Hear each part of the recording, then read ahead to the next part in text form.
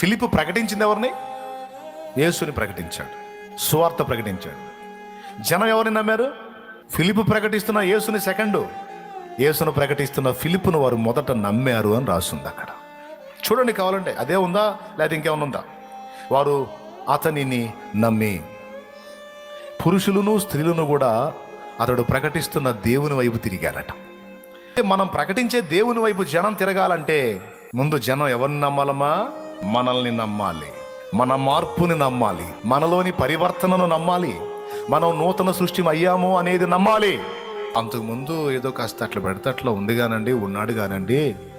ఇప్పుడు ఆ యేసుప్రభుని నమ్ముకున్నాక ఆ వ్యక్తులు అసలు విప్లవాత్మకమైన మార్పును చూస్తున్నామండి. నిజంగా యేసుప్రభుని నమ్ముకున్న వాళ్ళు ఇంతలా మారతారా అనేది మాకు ఆశ్చర్యంగా ఉందండి. నిజంగా ఆ మనిషి జీవితం మామూలు జీవితం కాదు బాబు. ఆ మధ్య ఒకసారి ఒక ఆయన ఇక్కడ నిలబడి సాక్ష్యం చెప్పాడు.